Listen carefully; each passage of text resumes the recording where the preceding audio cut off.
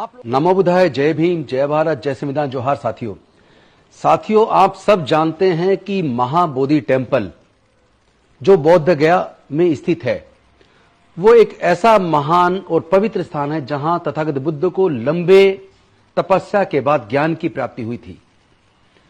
और वहां उसके बाद सम्राट अशोक ने महाबोधि टेम्पल का निर्माण किया था।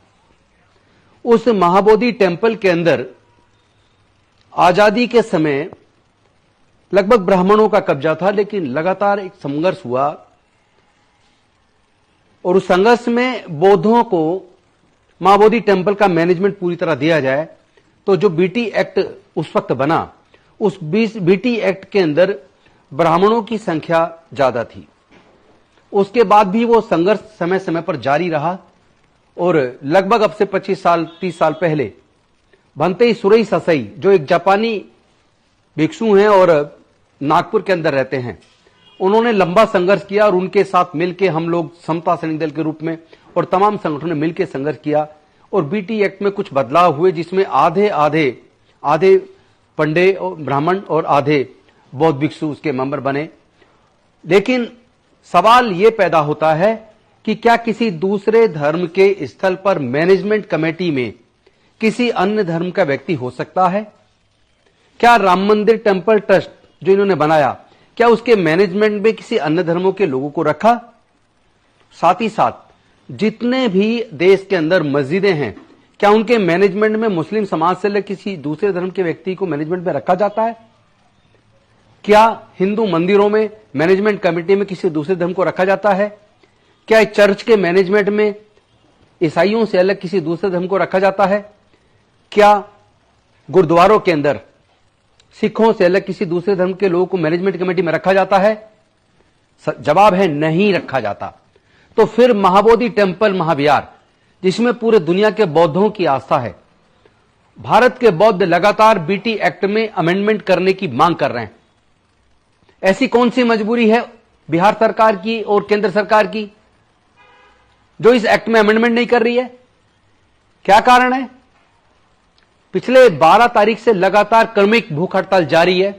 अनेकों बौद्ध भिक्षु और बौद्ध मतावलंबी उपासक एवं उपासिकाएं लगातार भूख हड़ताल पर वहां बैठे हैं, लेकिन सरकार के कानों पर जूं नहीं रंग रही है। क्या सरकार इतनी तानाशाह हो गई है? क्या सरकार को बौद्धों की आस्था की कोई फिक्र नहीं है? क्या तुम्हारी आस्था आस्था है, हमारी आस्था की कोई वैल्यू नहीं है? यह नहीं चलेगा।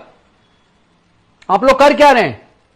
एक तरफ आप एक मस्जिद को तोड़ते हैं ये कह के कि यहां राम मंदिर था, जबकि वहां खुदाई में जितने अवशेष मिले वो इस ओर इशारा करते हैं कि वहां साकेत नगरी थी जहां पे बुद्ध के ही सारे अवशेष मिले। लेकिन उसके बावजूद हम चुप रहे। आप लोग देखें कि आप पूरा का पूरा सरकार और पूरा कोर्ट सब उनके साथ हो गया और वहां बाबरी मस्जिद तोड़ी गई अवैध तरीके से और मस्जिद मंदिर बना दिया गया। हमने सोचा चलो कोई बात नहीं है, झगड़ा खत्म हो। लेकिन आप अगर अपने उस जगह पर जहां कभी बौद्ध विहार हुआ करता था, जो साकेत नगरी थी, वहां आपने मंदिर बना लिया। लेकिन यह महाविहार बौद्धों की आस्था का केंद्र है। आप बौद्ध लोगों को इतना कमजोर मत मानो। माना कि बुद्ध ने दुनिया को शांति और मानवता का संदेश दिया। यह भी सच्चाई है कि दुनिया को समता, स्वतंत्रता, बंधुता, न्याय, प्रज्ञाशील, करुणा और मैत्री का मार्ग तथागत बुद्ध ने दिलाया।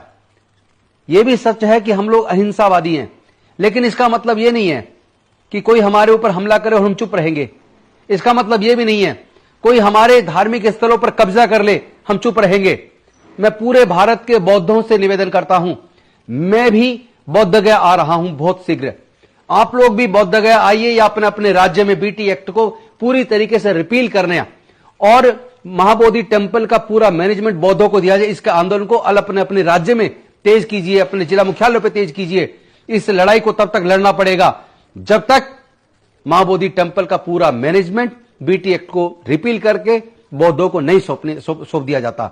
मैं नीतीश कुमार जी से कहना चाहता हूं और नरेंद्र मोदी जी से भी कहना चाहता हूं कि तुरंत आप इस ओर संज्ञान लीजिए और तुरंत अतिशीघ्र कार्रवाई कीजिए। इस एक्ट को तुरंत रिपील करके अध्यादेश लाकर, जब तक कि आप एक्ट बनाए तब तक अध्यादेश लाकर इसका पूरा मैनेजमेंट बौद्ध लोगों को सौंप दीजिए।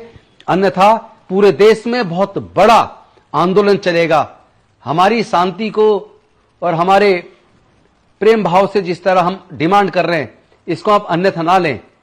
हम लोग इस लड़ाई में हर प्रकार की कुर्बानी देने के लिए तैयार हैं। और मैं तमाम बौद्धों से कहना चाहता हूं, तमाम अम्बेडकरवादियों से कहना चाहता हूं, आप लोग शांतिप्रिय तरीके से इस लड़ाई को लड़ें, लेकिन हर प्रकार की कुर्बानी देने के लिए तैयार हो जाए। मैं खुद भी कुर्बानी देने के लिए तैयार हूं। हम सब लोग मिलकर मां बोधि टेम्पल को मुक्त कराएंगे। प्लीज सब लोग एकजुट होइए और अपने आस्था के केंद्र, अपने बुजुर्गों की सांस्कृतिक विरासत मां बोधि टेम्पल को हम लोग मुक्त कराकर बौद्धों के अधीन लेकर रहेंगे।